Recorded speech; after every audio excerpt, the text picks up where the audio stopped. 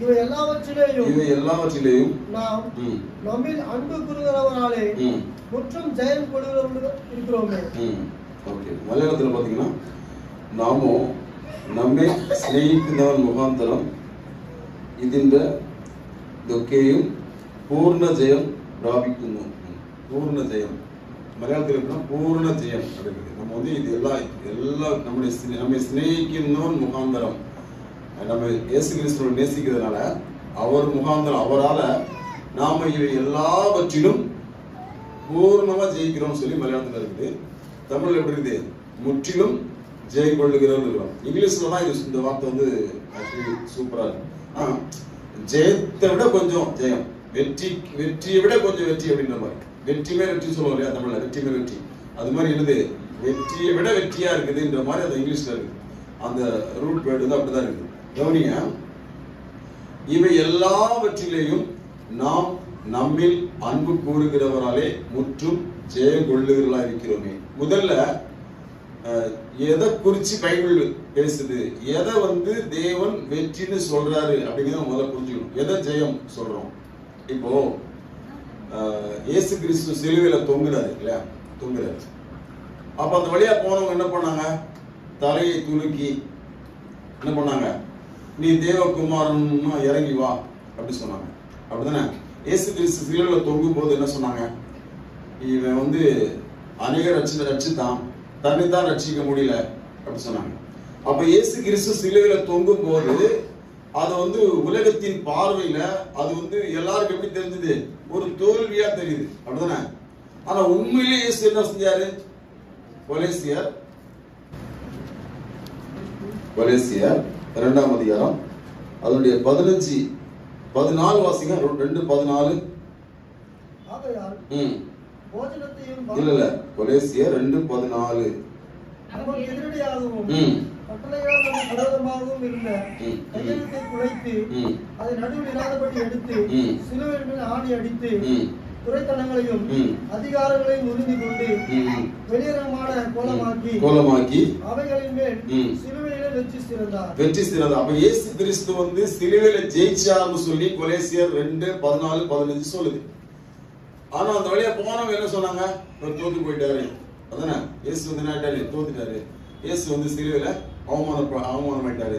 இப்ப நடக்க சம்பவம் என்னன்னா, இயேசு வந்து காரி துப்புறாங்க. அப்படிதானே? இயேசு வந்து தாடையில அடிக்கிறாங்க, தாடை மயிர புடுங்குறாங்க.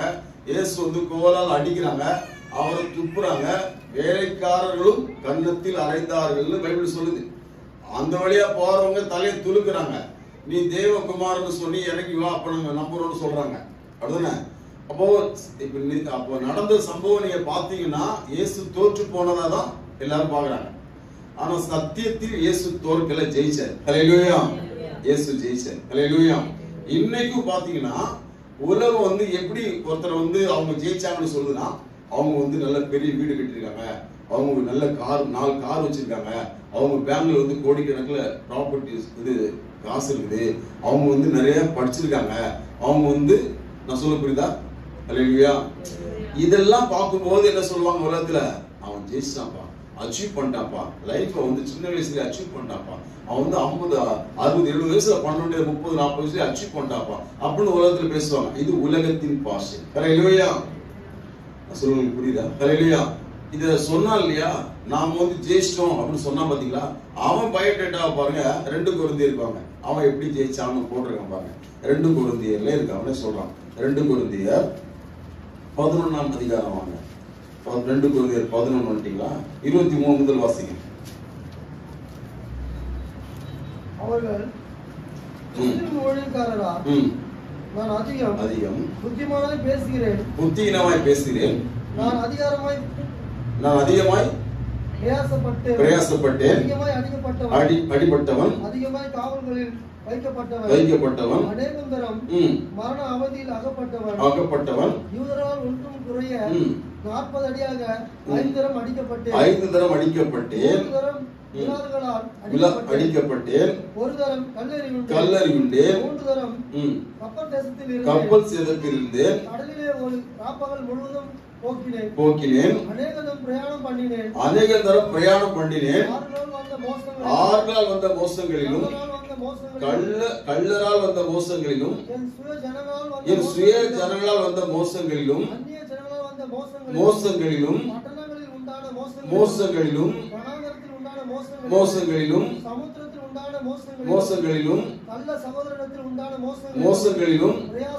பிரயாசத்திலும் வருத்தத்திலும் கண்விழிப்பிலும் பசியிலும் தாகத்திலும் உபவாசங்களிலும் குளிரிலும் இருந்தேன். இத படிக்கும் போது ஒரு தோற்று போனவனுடைய சரித்திரமா நமக்கு தெரியுதா அல்லது ஜெயிச்சவன் சரித்திரமா தெரியுதா? ஹல்லேலூயா. அவன் சொல்றான், நான் நிர்வாணமா இருந்தேன், நான் பசியா இருந்தேன், நான் தாகமா இருந்தேன், நான் காயப்பட்டிருந்தேன், மோசம் மோசம் மோசம் நிறைய மோசம் போயிட்டேன். ஆனா சொல்றான், இல்ல நான் ஜெயிச்சிட்டேன். ஹல்லேலூயா. அப்ப கிறிஸ்துவில் ஒருத்தன் ஜெயிக்கிறதுன்றது இதுதான் ஜெயம், இதுதான் ஜெயம். ஹல்லேலூயா. கிறிஸ்து ஏசப்பாட்ட நான் எவ்வளவு சொத்து சேர்த்தேங்கிறது தோல்வி, எவ்வளவு இழந்து போனேங்கிறது பேர் வெற்றி. ஹல்லேலூயா. ஹலோ, ஹல்லேலூயா. ஏசப்பாட்ட வந்ததுக்கு அப்புறம் எனக்கு நிறைய வந்துச்சுன்னு சொல்றான் பாருங்க, அவன் தோத்துட்டான். நான் ஏசப்பாட்ட வந்த பிறகு நான் நிறைய இழந்துட்டேன்றான், பதிலா அவன் ஜெயிச்சிட்டான். ஹல்லேலூயா. சத்தியத்தில் நிறைய பேர் தோற்றுதான் போறாங்க, ஜெயிக்கிறவங்க குறவுதான். நம்புறீங்களா? ஹல்லேலூயா. இப்போ ஏசப்பாட்ட வந்ததுக்கு அப்புறம் நமக்குன்னு பண்றது அதிகமா இருக்கா, ஏசப்பாவுக்கு பண்றது அதிகமா இருக்குதா? சொல்லுங்க. நம்ம சாப்பிடுறோம், ட்ரெஸ் பண்றோம், இடம் வாங்குறோம், வீடு கட்டுறோம், கார் வாங்குறோம், படிக்கிறோம், எல்லாம் பண்றோம். இந்த நம்ம வாழ்க்கையில ஒரு கால்குலேட் போனேன், எனக்கு நான் ஏசப்பாட்ட வந்ததுக்கு அப்புறம் இவ்வளவு சேர்த்துருக்கிறேன், சர்ச்சுக்குள்ள கொடுத்துருக்கிறேன், எது அதிகமா இருக்கும் சொல்லுங்க, மனப்பூர்வமா சொல்லுங்க. நமக்கு சேர்த்தது அதிகமா இருந்தா தோற்று போயிட்டோம். ஹல்லேலூயா. நம்ம கொடுத்தது அதிகம், நான் கொடுத்த தசமபாகம், நான் கொடுத்த காணிக்கை, நான் கொடுத்த ஸ்தோத்திர காணிக்கை, நான் கொடுத்த உண்டியல், நான் கொடுத்த சொத்து அதிகம் நம்ம சொல்ல வேண்டாம். அது உண்மையிலே நம்ம மனசுக்கு தெரியும், அது அதிகமா இருந்தால் நான் ஜெயித்தேன். ஹல்லேலூயா. இயேசுநாதர் அழகா சொன்னாரு, என் நிமித்தம் தகப்பனையோ தாயையோ மனைவியோ புருஷனையோ நிலத்தையோ வீட்டையோ விட்டவன் எவன் அவன் தான் ஜெயிக்கிறவன். ஹல்லேலூயா. நான் சொல்ல புரியுதா? ஹல்லேலூயா. அப்போ பவுல் என்ன சொல்றான், அநேக தரம் கண்விழிப்பிலும் காவலிலும் உபவாசத்திலும், இதெல்லாம் ஏன் ஊழியத்தினால வந்த பிரச்சனை. அப்போ எனக்கு எந்த பிரச்சனையும் இல்லப்பா, நான் ரொம்ப ஸ்மூத்தா இருக்கேன் வாழ்க்கையில பாருங்க, உலகம் அளக்கிற ஒரு ஜெயத்தை உலகம் அளக்கிற அளவுகள் கொண்டு நாம அளந்தோம்னா நம்ம பைத்தியக்காரத்தனமா இருக்கும். உலகம் எப்படி அளக்குது, ஒருத்தருடைய வெற்றி எப்படி அளக்குது? ஜெயாளி ஜெயிச்சவன் உலகம் எப்படி அளக்கும்? அவன் எவ்வளவு பெரிய வீடு வச்சிருக்கான், எத்தனை கார் வச்சிருக்கான், எவ்வளவு படிச்சிருக்கான், எவ்வளவு பேங்க் பேலன்ஸ் இருக்குது. ஹலோ, ஹல்லேலூயா. இதெல்லாம் பார்த்துதான் உலகம் என்ன சொல்லும், அவன் ஜெயிச்சான்னு சொல்லும். ஆனா தேவன் இதை வச்சு சொல்லலங்க, நீ எவ்வளவு இழந்து போனாய் அதை வச்சு சொல்லுவார். ஹல்லேலூயா. எவ்வளவு நஷ்டப்பட்டாய் அதை வச்சு சொல்லுவார். எவ்வளவு நீ கஷ்டம் அனுபவிச்ச அதை வச்சு சொல்லுவார். எவ்வளவு பிரயாசப்பட்ட அதை வச்சு சொல்லுவார். எவ்வளவு வருத்தப்பட்ட. இது இயேசுநாதர்கிட்ட வந்ததுக்கு அப்புறம் நான் சொல்லுவது கேட்டுங்க. இப்போ நம்ம இயேசுநாதர் பாருங்க, நம்ம அவருடைய சிநேகம் தான் நம்மளை ஜெயிக்க வைக்கலாம். அப்படிதானே? நம்மில் அன்பு கூறுகிறவராலே நாம் முற்றும் ஜெயம் கொள்ளுகிறோம். இயேசுநாதர் நம்ம மேல அன்பு வச்சிருக்கிறார் அறிவு இருக்கிறவன் தாங்க ஆண்டவருக்கு கொடுப்பான். இயேசுநாதர் நேசிக்கிறார்கள் தாங்க சர்ச்சைக்கு வருவான். இயேசுநாதர் எனக்கு வேண்டி பாடுபட்டார் நம்புறவங்க குடும்பமா ஜெபம் பண்ணுவான். இயேசுநாதர் என்ன நேசிச்சாரு, எனக்கு வேண்டி உயிரை கொடுத்தாரு, என்னில் அவர் அன்பு கூறுறாரு. அதான் என்னில் அன்பு கூறுகிறவராலே. ஹல்லேலூயா. அந்த என்னில் அன்பு கூறுறாருன்ற அறிவு இருக்கிறவன் தான் அதிகாலையில ஜெபம் பண்ணுவான், பத்து தூங்குவான். ஹல்லேலூயா. நான் சொல்றது விளங்குதா? என்னில் அன்பு கூறுறாரு, இயேசு நேசிக்கிறாரு, இயேசு எனக்கு ஜீவனை கொடுத்திருக்கிறாரு, எனக்கு வேண்டி பாடுபட்டாரு, எனக்கு வேண்டி துப்பப்பட்டாரு, எனக்கு வேண்டி அவமானப்படுத்தப்பட்டாரு, எனக்கு வேண்டி முள்முடி சுட்டாரு, என்னை அவர் சிநேகிக்கிறார். ஹல்லேலூயா. என்னில் அன்பு கூறுகிறாருங்கிற அறிவு இருக்கிறவன் தான் ஒழுங்கா சபைக்கு வருவான். ஹல்லேலூயா.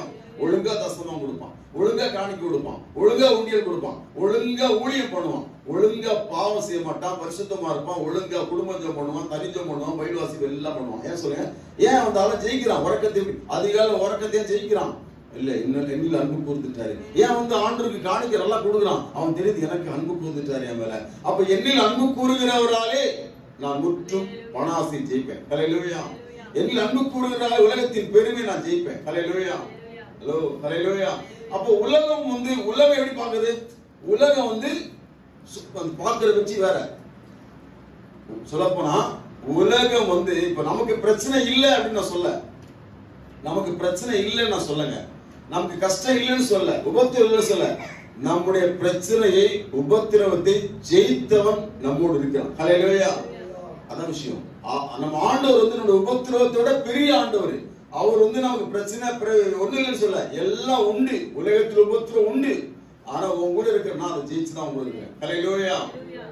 அப்போ எனக்கு நமக்கு என்ன விசுவாசம் இருக்கணும்? என்னோடு இருக்கிற தேவன் அதெல்லாம் ஜெயிச்சவர். ஹல்லேலூயா. அப்போ நம்ம தேவன் யாருன்னா பைபிள் சொல்லு பாருங்க. நம்முடைய விசுவாசம் எப்படிப்பட்டது அப்படின்னு சொன்னா பைபிள் சொல்லுது, கவனிங்க. அதாவது பராஜயப்படுத்த முடியாத அளவுக்கு நம் தேவன் பெரியவர். ஹல்லேலூயா. உங்களுடைய விசுவாசம் பெருசு. எப்படி தமிழ்ல சொல்லுன்னா, இப்போ தோற்கடிக்கவே முடியாத ஒண்ணு இருக்கு. ஹல்லேலூயா. இதை தோற்கடிக்க முடியாது. ஹல்லேலூயா.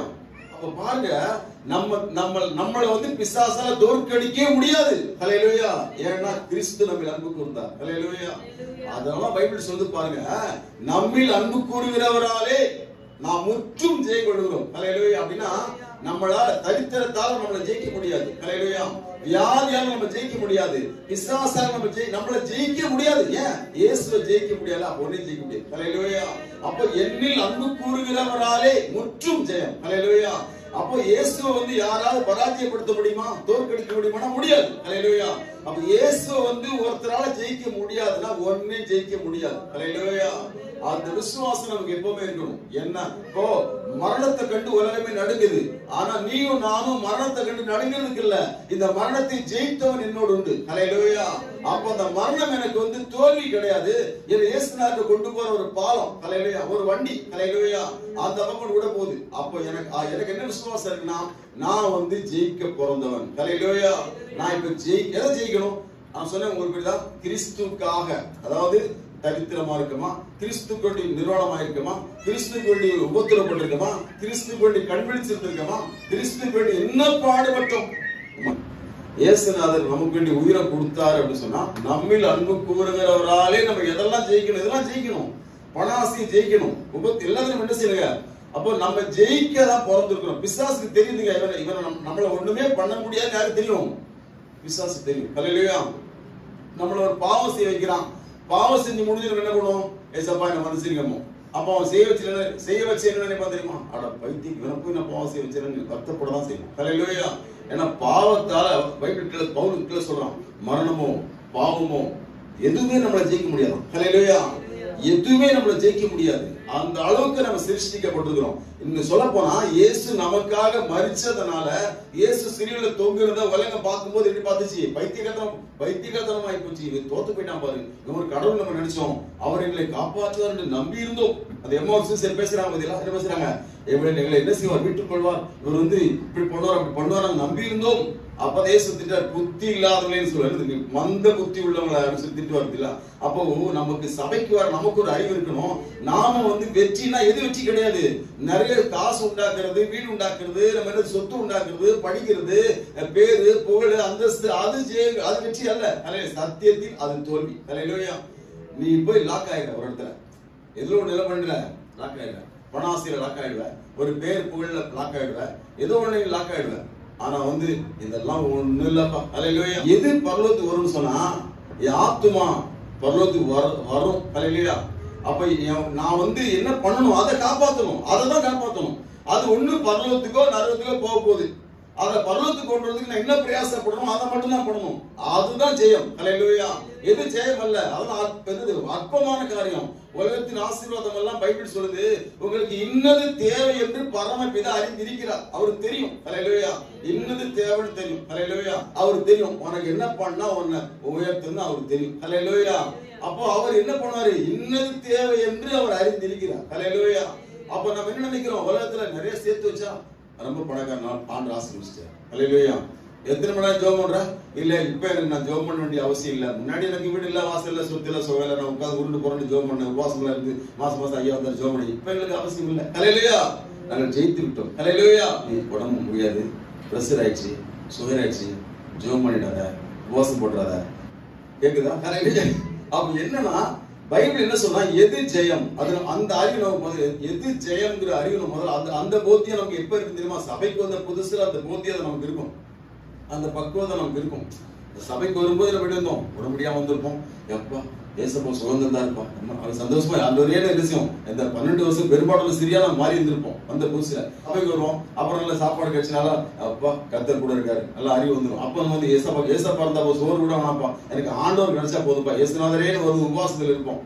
ஆனா கொஞ்சம் நமக்கு பச்சை பிடிச்ச உடனே என்னும் இப்போ எனக்கு மதியாயி எல்லாம் நினைச்சு பரவாயில்ல, கர்த்தர் நுழைகிறார், எனக்கு சாப்பாடு இருக்கு, ட்ரெஸ் இருக்கு, எல்லாம் இருக்கு. நம்ம முன்னாடி வாடகையில இருந்தா இப்ப நான் சொல்ல மாட்டேன், பரவாயில்ல சோதரம். இதெல்லாம் என்ன கிடையாது, இதுல அடங்க கூடாது. என்ன பண்ணும், என்ன பண்ண சொல்லுங்க? பைபிள் என்ன சொன்னா, பவுல் சொல்றான், அநேகந்திர உபவாசத்துல இருந்தேன், அநேகந்திர கண் விழிப்புல இருந்தேன், நான் நிறைய பேர் கள்ள சகோதரி ஏமாத்திட்டாங்க, சொந்த ஜனம் ஏமாத்திருச்சு, நிறைய மோசம் போயிட்டேன், கிறிஸ்துவ நிமித்தம் வரக்கூடிய பாடுகளிலும் நிந்தைகளிலும் பவுல் ரொம்ப சந்தோஷமா சொல்ற மாதிரி. அதுதான் வெற்றி. அல்லேலூயா.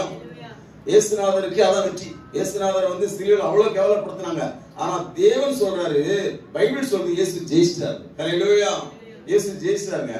அப்ப யோபுடைய வாழ்க்கையில பாருங்க, யோபுக்கு பாருங்க என்ன நடந்துச்சு. யோபுக்கு பிள்ளைகள் செத்து போச்சு, எல்லாம் செத்து போச்சு, எல்லாம் போயிடுச்சு.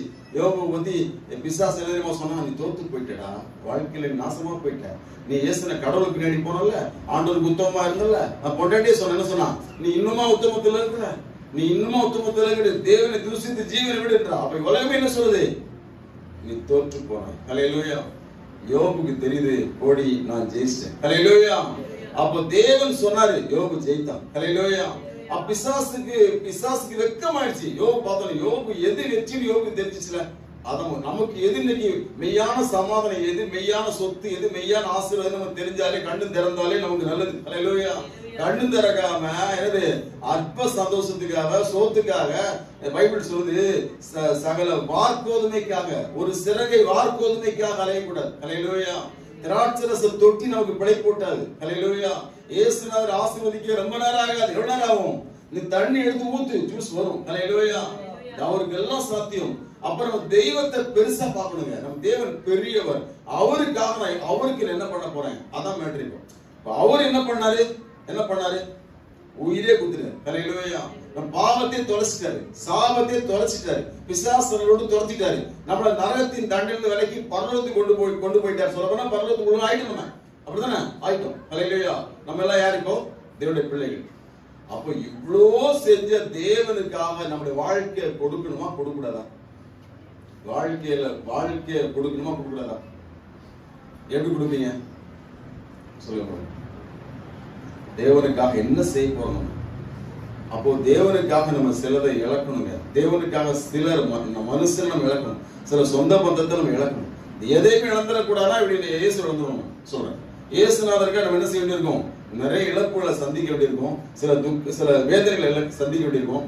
ஆனா அதெல்லாம் தேவன் எப்படி பாக்குறாரு? வெற்றியா பாக்குறாரு. ஜெயிச்சிட்டாரு, இதுல இன்னும் மாட்டிக்கல, இல்ல லாக் ஆகல, பரவாயில்ல, இதெல்லாம் உனக்கு பெரிய காரியமா தெரியும். யோபுக்கு எல்லாம் பெரிய காரியமா தெரியல. தேவன் கொடுத்தா, தேவன் எடுத்தா ஸ்தோத்திரம் போ, ஆனா கர்த்தர் நினைக்கணும். அல்லேலூயா.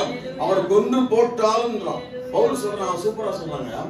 அப்போஸ்தலர் நடவடிக்கை 19ஆம் அதிகாரம் 20 முதல் வாசித்தீங்கன்னா அவன் சொல்றான், நான் வந்து இப்போ எருசலேமுக்கு போறேன், நான் உங்க ஆவியில கட்டுண்டவனா நான் போறேன், எனக்கு பட்டணம் தோறும் காவலும் அடியில பிரச்சனை இருக்கு தெரியும், ஆனா ஒன்னே குறிச்சு நான் கவலைப்பட மாட்டேன். அல்லேலூயா.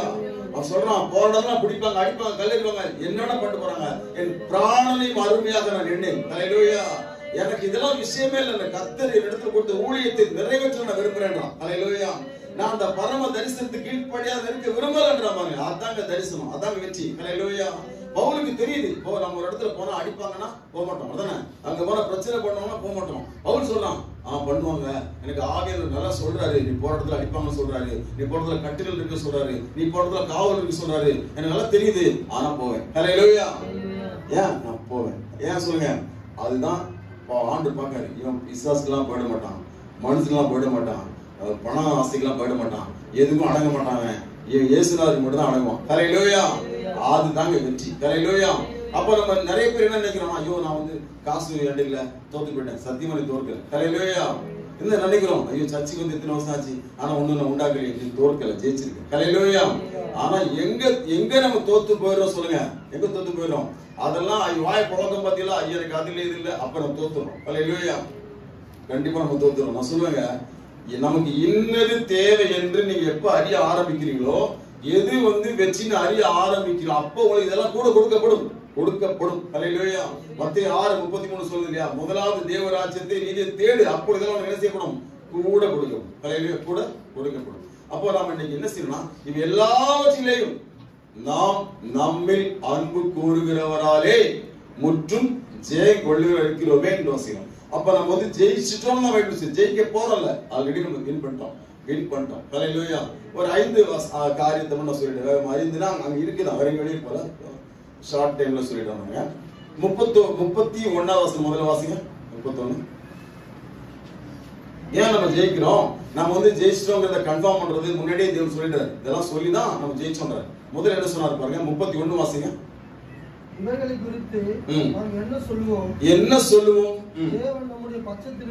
தேவன் நம்முடைய பட்சத்தில் இருந்தால் நமக்கு விரோதமாயிருப்பவன் யார்? ஹல்லேலூயா. முதல்ல பவுல் கேள்வி கேட்டு பதில் சொல்லிடலாம். முதல்ல 31 வசனம் என்ன சொல்லிட்டு பாருங்க, தேவன் நம் பட்சத்தில் இருந்தால் நமக்கு விரோதமாயிருப்பவன். நான் சொல்றேன், நம்ம எல்லாருக்கும் சொல்றேன், தேவன் நம்ம பக்கமா இருக்காரா, பிசாசு நம்ம பக்கமா இருக்குதா? சொல்லுங்க. இன்னைக்கு நம்ம எல்லாரும் சர்ச்சுக்கு வந்திருக்கிறோம், தேசமா நம்புறோம். தேவன் நம்ம பக்கமா இருக்காரா, நம்ம விரோதியா இருக்காரா? சொல்லுங்க. ஏன் சந்தேகம் வந்துச்சா? நம் பக்கம் தான் தேவன் இருக்கிறார். ஹல்லேலூயா. தேவன் நம் பட்சத்தில் இருக்கிறார். அப்ப நம்ம விரோதி யாரு? யாருமே கிடையாது. ஹல்லேலூயா. நமக்கு இந்த விசுவாசம் இருக்கணுங்க. முதல்ல என்ன, தேவனின் பட்சத்தில் இருக்கிறார். இந்த சிந்தையில நம்ம என்ன செய்யணும்? அனுதினமும் வாழணும்.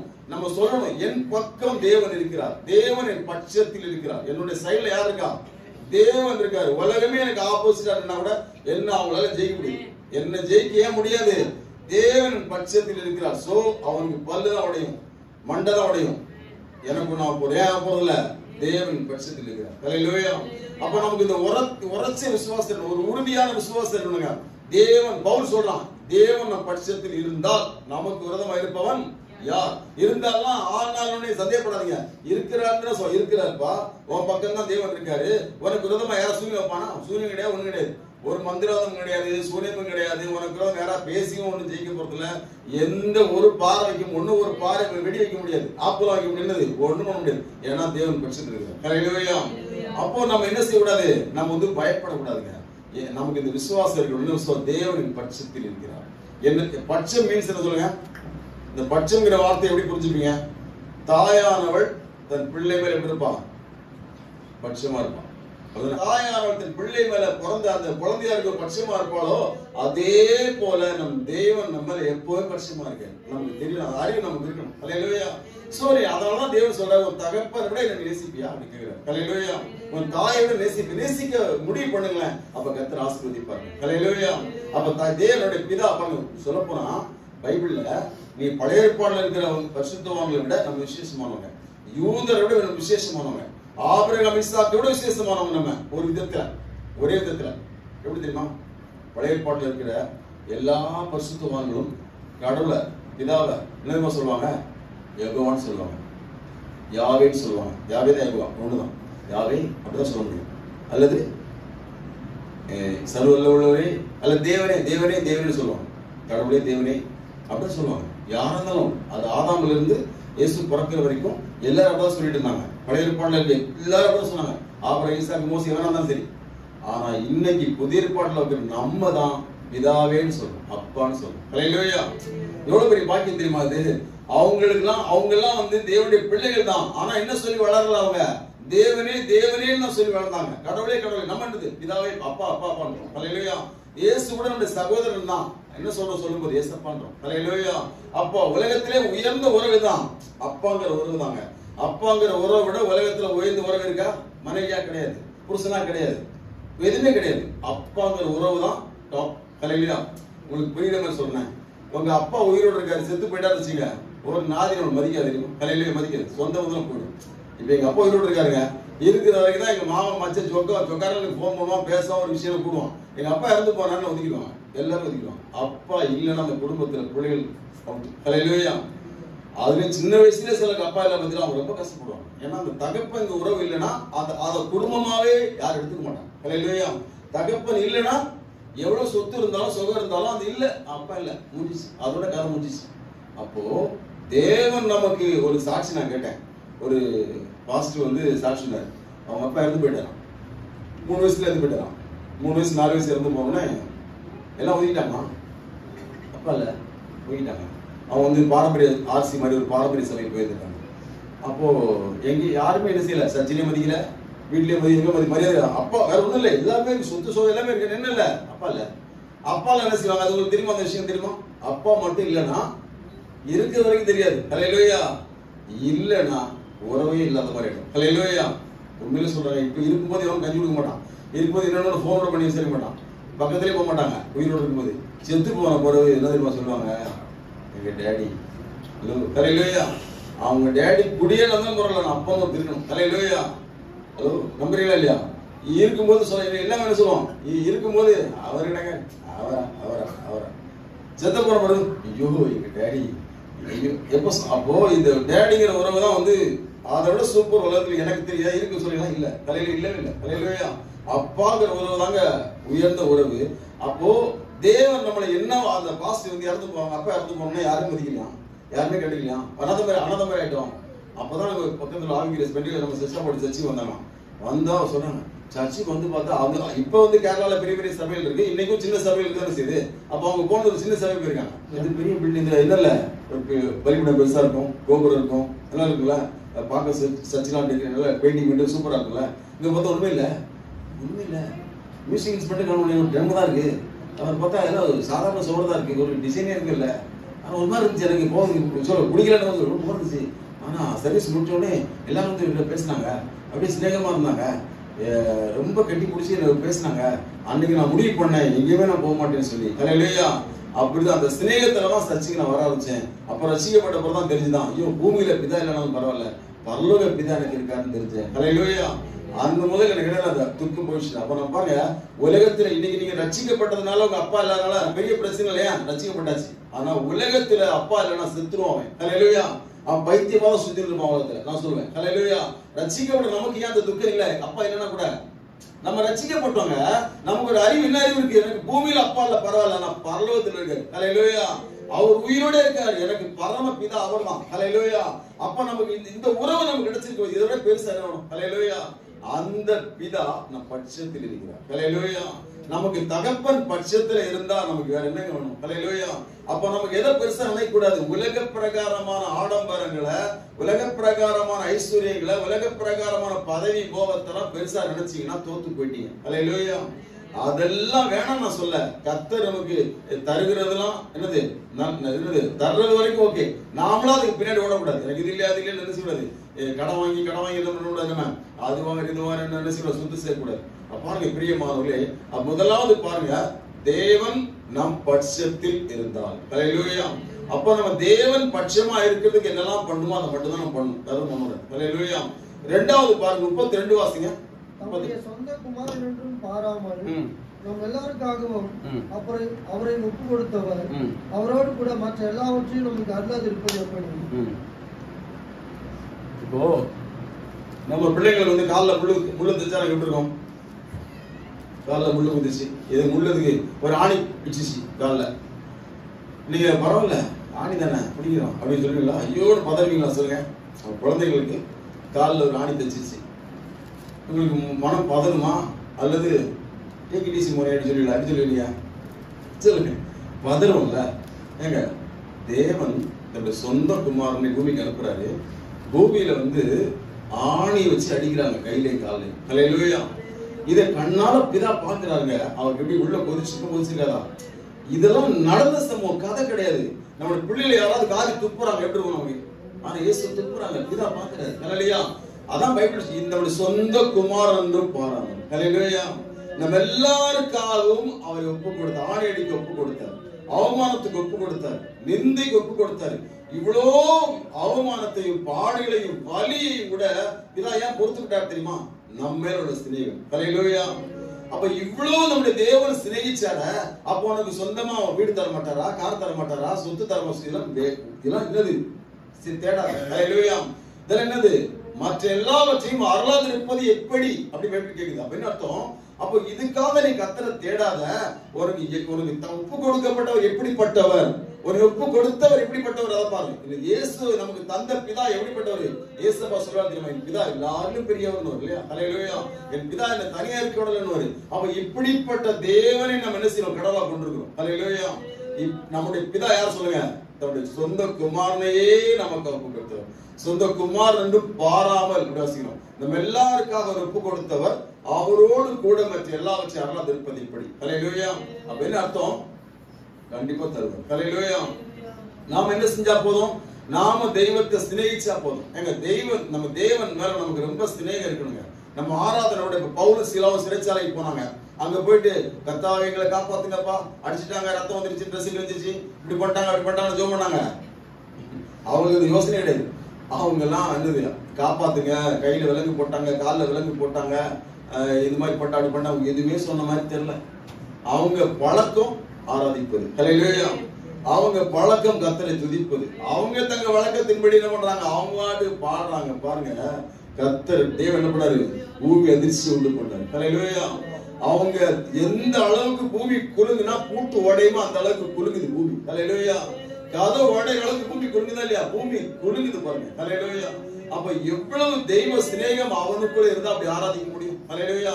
அவங்க மேல தேவன் இவ்வளவு சிநேகம் இருந்தா அந்த பூமி எதிர்த்து அனுப்ப முடியும். பாருங்க, அப்ப நம்ம தேவன் யார் சொல்லுங்க? நமக்கு மற்ற எல்லாவற்றையும் அருளாது இருப்பது எப்படி? ஹல்லேலூயா. சோ நம்ம என்ன பண்ணணும்? இந்த நாட்கள்ல தேவனை ரொம்ப நம்ம தெய்வ சிநேகம் உள்ளவங்களா இருக்கணுங்க.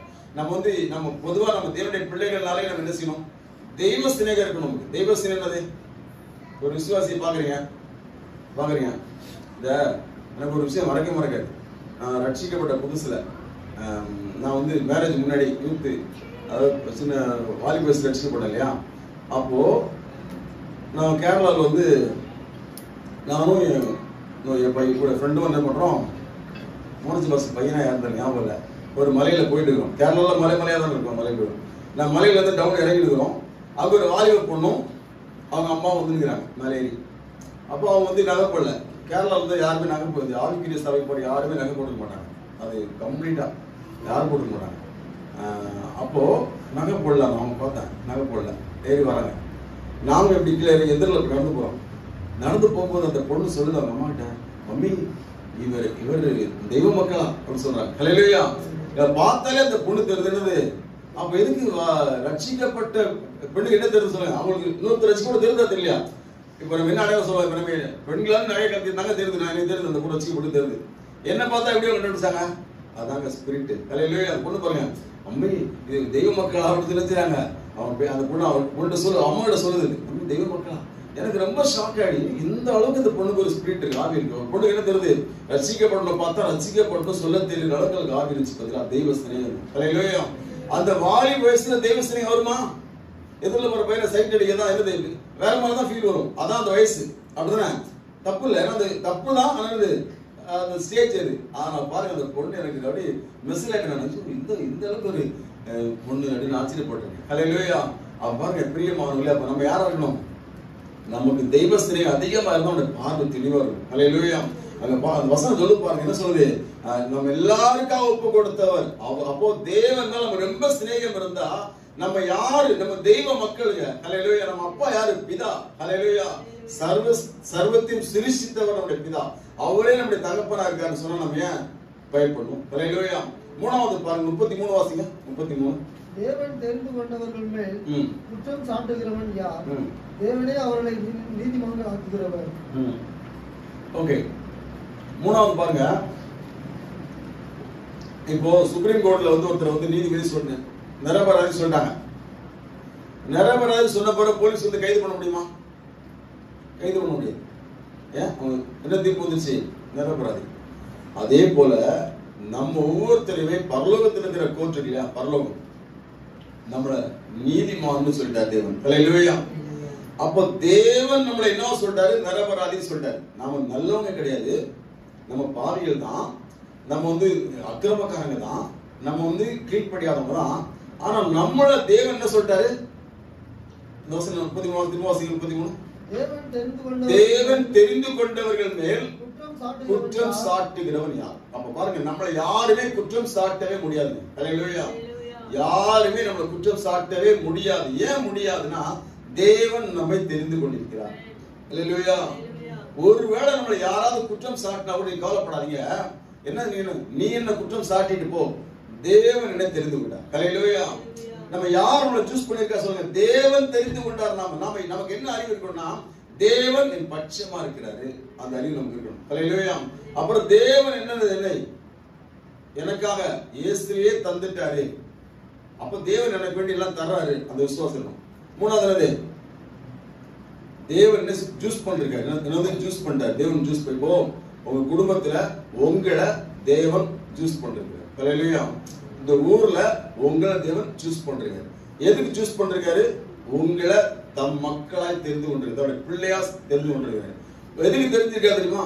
உங்களை வந்து நட்டர்ல சுத்த விட்டுருக்க எதுக்கு தெரிந்து கொண்ட சொல்லுங்க. தேவன் தம்முடைய மக்களாக உங்களை அழைச்சிருக்கிறாருங்க, தெரிந்து கொண்டிருக்காருங்க. எப்படி இருப்பீங்க? அப்போ நீங்க ஆசீர்வாதமா தான் இருப்பீங்க. ஹல்லேலூயா. நமக்கு அந்த அறிவு இருக்கணும். நான் வியாதியா இருப்பேனா? இல்ல, நான் தேவன் தெரிந்து கொண்டவன், நல்லா இருப்பேன். என் வேலை ஆசீர்வதிக்கப்படுமா? கண்டிப்பா ஆசீர்வதிக்கப்படும், தேவன் தெரிந்து கொண்டார். ஹல்லேலூயா. அப்போ நமக்கு எப்போ என்ன விசுவாசம் இருக்குன்னா, என் வாழ்க்கை உருப்படுமா உருப்படாதா? உருப்படும். ஏன் உருப்படும்? தேவன் தெரிந்து கொண்டார். சோ ஹல்லேலூயா, உருப்படுவேன். ஹல்லேலூயா. அப்போ குற்றம் சாட்டுன்னு சொல்லுவாங்க, நீ போற விட்டு சரியில்லப்பா, நீ சரியாக மாட்ட, நீ தேர மாட்ட, உனக்கு ஒன்றும் சரியில்லை, நீ படிச்சிருந்துருக்கலாம், நீ இந்த கோர்ஸ் அந்த கோர்ஸ் எடுத்துக்கலாம், நீ வந்து இப்படி பண்ணிக்கலாம், விட்டா சொல்லுவாங்க வேற குடும்பத்துல கொண்டுலாமா உங்களை. ஹல்லேலூயா. என்ன சொல்லுவாங்க, உன்னை பாயிண்ட் அவுட் பண்ணிட்டே இருப்பாங்க. உலகத்துல எல்லாம் பாயிண்ட் அவுட் பண்ண என்ன சொல்லும், நீ வேணா பாயிண்ட் அவுட் பண்ணிட்டே இரு, என்னை தேவன் தெரிந்து கொண்டார். ஹல்லேலூயா. அப்ப தேவன் தெரிந்து கொண்டவன் மேல் குற்றம் சாட்டுகிறவன் யார்? அப்ப என்னை யாருமே குற்றம் சாட்ட முடியாத அளவுக்கு என்னை தேவன் தெரிந்து கொண்டிருக்கிறார்னா நம்ம நேசிக்கலாமா இல்லையா? ஹல்லேலூயா. உண்மையிலே சொல்றேங்க, இதுவரைக்கும் நம்ம எத்தனை பேர் குற்றம் சாட்டி இருக்கிறாங்க. ஆனா நம்ம கைது மீன் சொன்னா மனுஷங்க நம்ம வந்து சிறைப்பிடிக்கிற அளவுக்கு நம்ம வந்து தரித்திரம் சிறைப்பிடிச்சிருக்குதா, அல்லது நம்ம வந்து ஏதாவது நோய் சிறைப்பிடிச்சிருச்சா, அல்லது நம்ம ஏதாவது சாபத்துக்குள்ள போயிட்டோமா? எவ்வளவு பேர் குற்றம் சாட்டினாங்க தானே, எவ்வளவு பேர் குற்றம் சாட்டி நம்ம குற்றம் சாட்டி டாக்டரே சொல்லிருப்பாரு, இதெல்லாம் வந்து நான் சரி வராது, இந்த மாதிரி வந்துருச்சு, அந்த மாதிரி சொல்லிருப்பாரு. ஆனா எந்த சிலருக்கு வந்து உண்மையிலே போலீஸ் கைது பண்ணிருப்பாங்க. என்ன நடந்தாலும் சரி, வாழ்க்கையில என்ன நடந்திருந்தாலும் அதனால ஒன்னும் பயப்பட வேண்டியதில்லை. ஏன்னா தேவன் நம்மை தெரிந்து கொண்டார். ஹல்லேலூயா. அப்ப தேவன் தெரிந்து கொண்டவன் மேல் குற்றம் சாட்டுகிறவன் யார்? அப்ப என்னன்னா, யாருமே குற்றம் சாட்ட முடியாத அளவுக்கு தேவன் என்னை வாழ வைப்பார். ஹல்லேலூயா. அந்த விசுவாசம் உங்களுக்கு இருக்கணுங்க. என்னை தேவன் எப்படி ஆசீர்வதிப்பாரு? இப்ப அப்படிதான். இப்ப நம்ம சாமர்த்தியத்துல நம்ம என்ன செய்யல, இங்க உட்கார்ந்துருக்கல. நம்ம எல்லாம் ஜெயில இருக்க வேண்டியவங்க சொல்ல போனா. ஹல்லேலூயா. ஏங்க உட்கார்ந்து இருக்கிறோம்?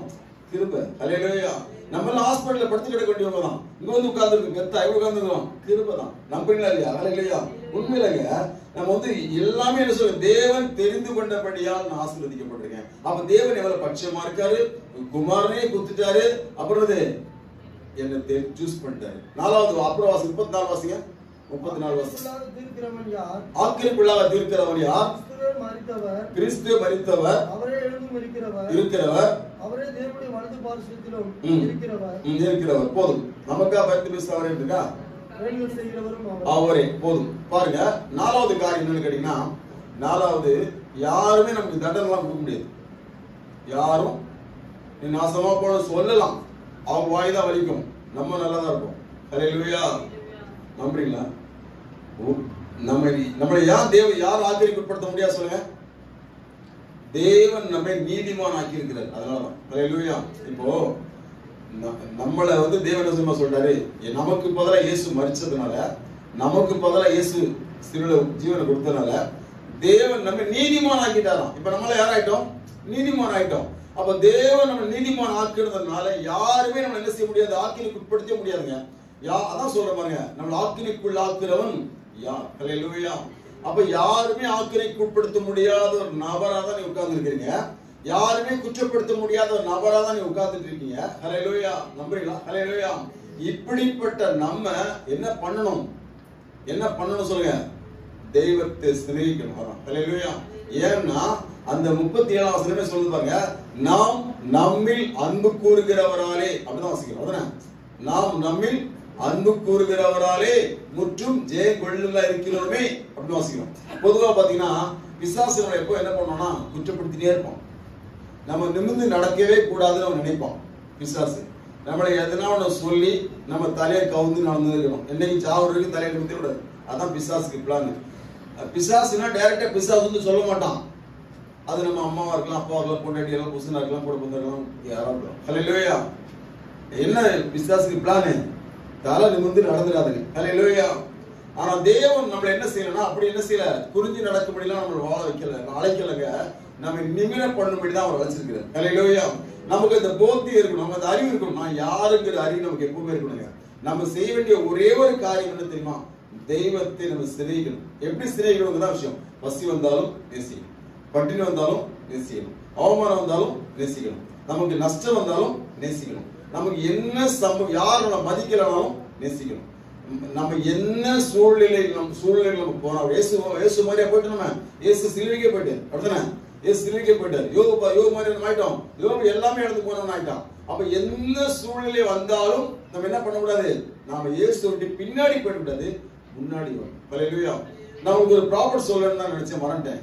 மதுரை வேலையை மறந்துட்டேன். ஒரு மதுரை வேலை கிடையாது உங்களுக்கு தெரியல. ஹல்லேலூயா. இந்த வருஷம் நடக்கும் பாருங்க. நீ மடங்கி வந்த, எனக்கு மலையாளத்துல கத்த பேசினார், நீ மடங்கி வந்தாலே பற்றும். ஹல்லேலூயா. அப்படி சபைக்கு சொல்லு. ஹல்லேலூயா. அப்படின்னா ஒவ்வொருத்தரும் உங்களுடைய காரியங்களை திரும்பி வரலன்னா கண்டிப்பா அடிபடும். ஹல்லேலூயா. இந்த வருஷம் ஹல்லேலூயா.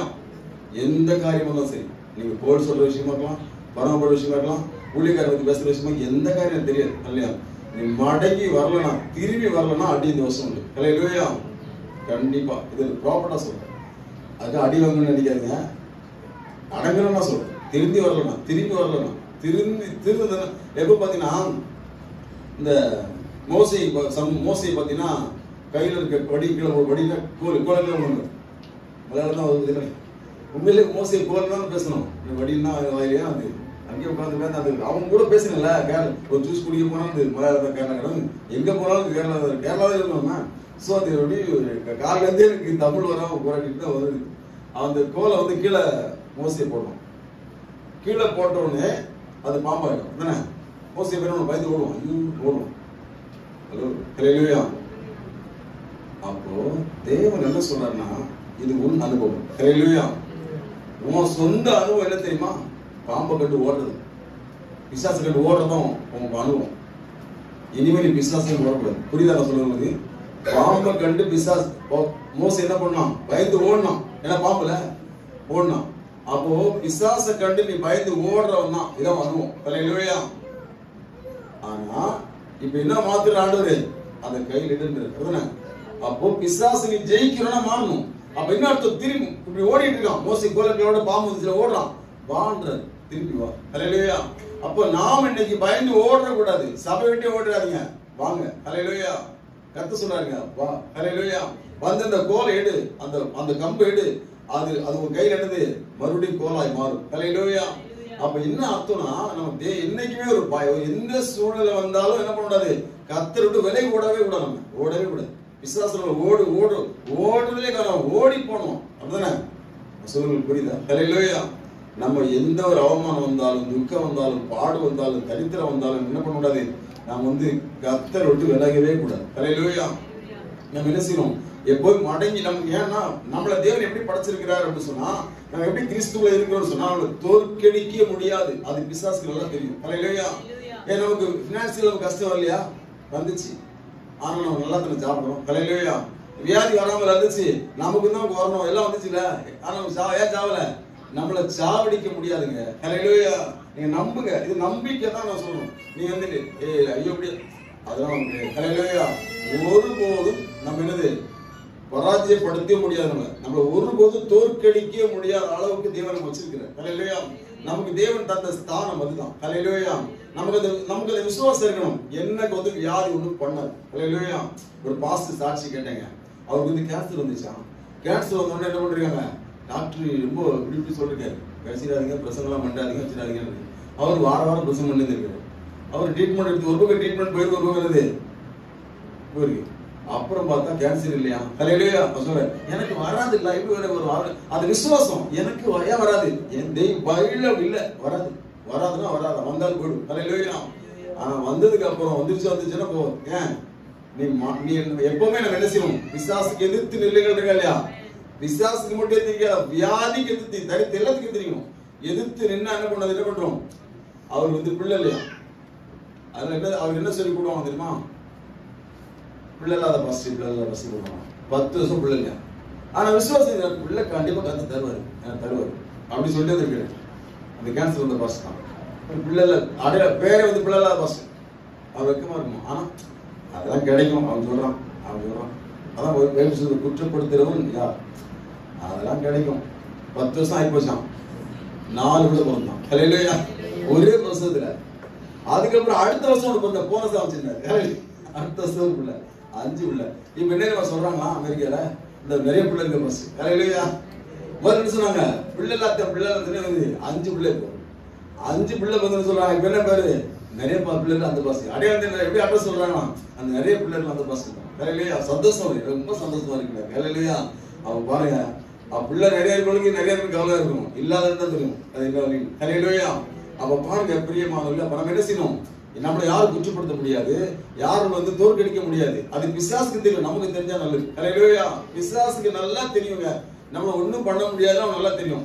நம்மள பண்ணி நம்ம பயமுறுத்தினே இருப்பான் அவன். நம்ம பயந்துனே இருந்தோம்னா இன்னும் பயமுறுத்துவான்.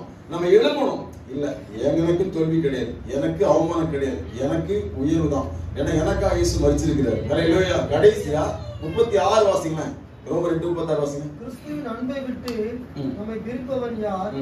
உபத்திரவமோ, வியாகுலமோ, துன்பமோ, பசியோ, நிர்வாணமோ, நாசமோசமோ, பட்டயமோ, இவை எல்லாவற்றிலேயும் நாம் நம்மின் அன்புக்குரியவர்களை முற்றும் ஜெயம்குரியவர்களாய் இருக்கிறோம்.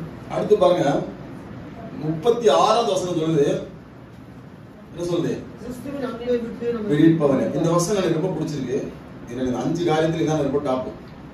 எப்படி சொல்றேன்னா, நான் வந்து கொஞ்சம் வெளிப்படையா பேசுறேன். இப்ப நீங்க ஒரு பாவம் செய்யுங்க, தப்பு செய்யுங்க, செஞ்சதுக்கு அப்புறம் என்ன பண்ணுவீங்க?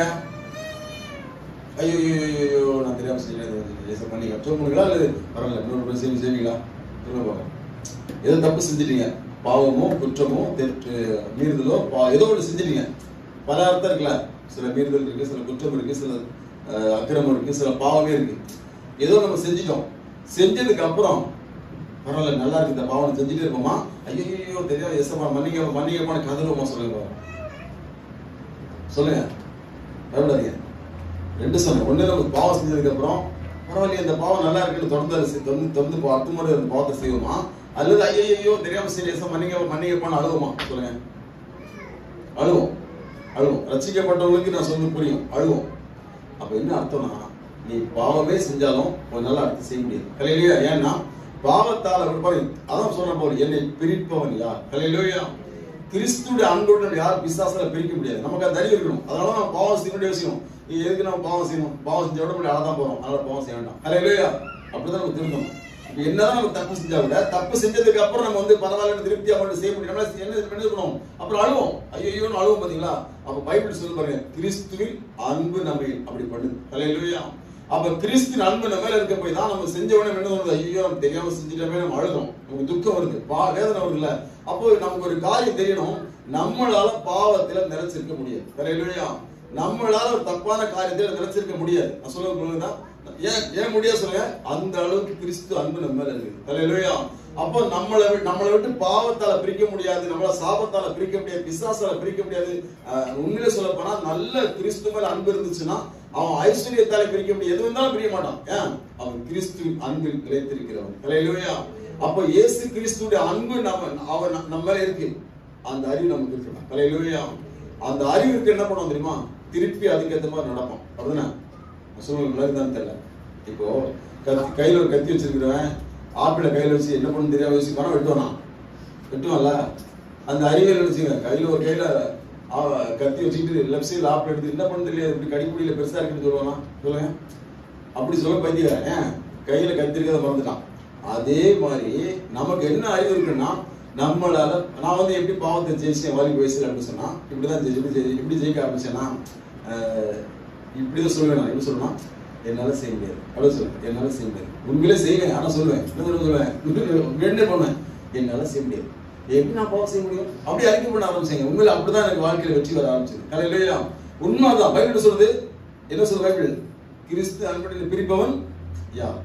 நம்மளால பாவம் செய்ய முடியுமா? கண்டிப்பா முடியாது. அப்ப என்ன அர்த்தம் சொல்லணும்னா, நீங்க ஏதாவது தவறு செஞ்சிட்டீங்கன்னா கூட அதுக்கப்புறம் உங்களால சமாதானம் இருக்க முடியுதா? இல்லையா? நமக்கு சமாதானமே இருக்காது, பயமா இருக்கும். என்ன ஏசப்பா நம்ம அன்னைக்கு சின்ன தப்பா தான் இருக்கும், என்ன பண்ணுவோமே அதுக்கு பெருசா கஷ்டப்படுவோம். அப்ப பாருங்க, நம்ம பைபிள் சொல்லி கிறிஸ்துவின் அன்பை விட்டு நம்ம பிரிப்பவன் யார்? இல்லையா? அப்ப அந்த அன்பு நம்மளை விட்டு பிரியாத அன்புங்க, அது உங்களால பிரிக்க முடியாது. இப்ப நீங்க என்ன உண்மையிலே ரட்சிக்கப்பட்டீங்கன்னு சொன்னா உங்களால எந்த தப்பையும் செய்ய முடியாது, தொடர்ந்து செய்ய முடியாது. நீங்க ஒண்ணு செஞ்சா என்ன பண்ணுவீங்க? ஐயோ அழுவீங்க, பயப்படுவீங்க. சர்ச்சில வந்து உபவாசம் ஜெபம் பண்ண மாட்டீங்க. ஏன்? பண்ண கோமாளித்தனம் அப்படி. இல்லையா? சோ ஜெபம் ஏன் வர மாட்டேங்குது? ஜெபம் ஏன் நீங்க ஜெபம் பண்ணலன்னா உங்க மேல கிறிஸ்து அன்பு இருக்குல்ல, அது தடுக்குது. நீ இவ்வளவு காரியம் போட்டு எப்படின்னா ஜெபம் பண்ணுவேன் தடுக்குதுல. அப்ப நம்ம என்ன உணர்வு இருக்குது? அப்போ நான் சொல்றதுன்னா, நீங்க செஞ்சது தப்பா இருந்தா கூட கிறிஸ்துவின் அன்பு உங்க மேல இருக்கு. இல்லையா? சோ இப்ப நம்ம என்ன பண்ணா மாத்தி யோசிக்கணும். அதுக்காக நல்லா சொல்லிட்டாரு பாஸ்டர், என்ன நம்ம பாவம் செய்யலாம் அப்படி சொல்லணும்னு.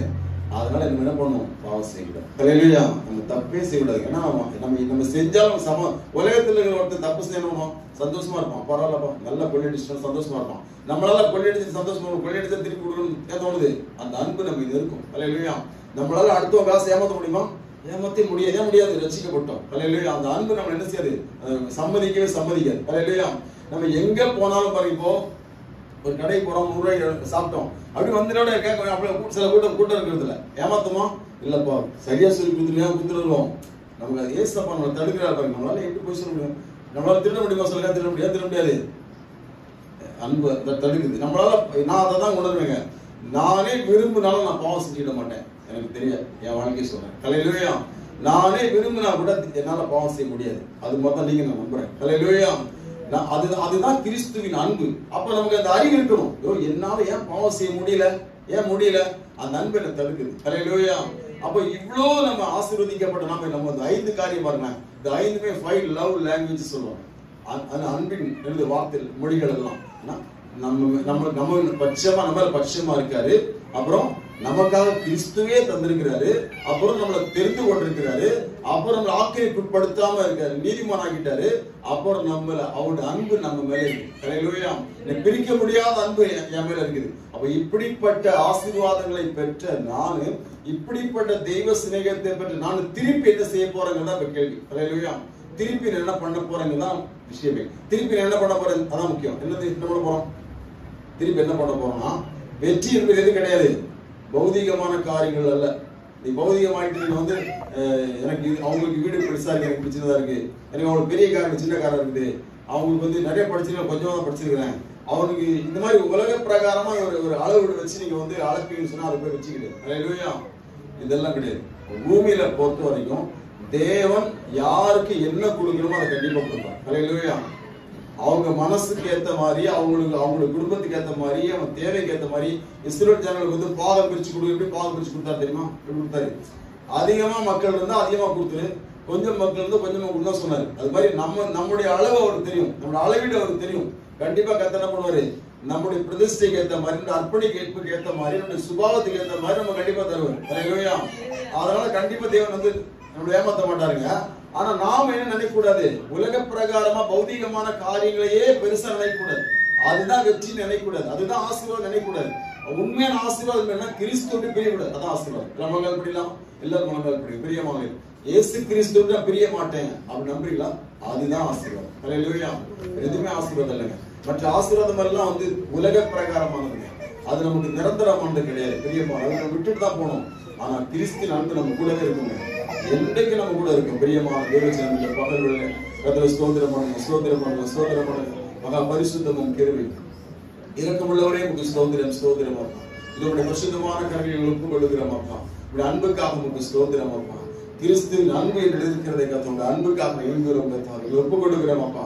கத்தா உலக பிரகாரமான காரியங்கள் அல்ல கத்தாவே, ஆவிக்குரிய காரியங்களையே முக்கியப்படுத்தி வாழப்படி கிருபை செய்யுங்கப்பா. அப்படிப்பட்ட மக்களை கத்தர் ஆசீர்வதிங்கப்பா. எங்களோடு கத்தர் கூட இருப்பதற்காக ஸ்தோத்திரம். உம்முடைய சிநேகங்களை ஆசீர்வதிக்கிறதற்காக ஸ்தோத்திரம். தொடர்ந்து உடைய கரங்களை ஒப்புக் கொடுக்கிறோம். நாமத்துக்கே மகிமை உண்டாகட்டும். இயேசு கிறிஸ்துவின் நல்ல நாமத்தில் பிதாவே, ஆமென். ஆத்துமாவே கர்த்தரை ஸ்தோத்திரி, முழுவதுமே பரிசுத்த நாமத்தை ஸ்தோத்திரி. ஆத்துமாவே கர்த்தரை ஸ்தோத்திரி, அவர் செய்த சகல உபகாரங்களை மறவாதே. ஆமென். ஹல்லேலூயா, ஹல்லேலூயா. Praise the Lord. Yeah.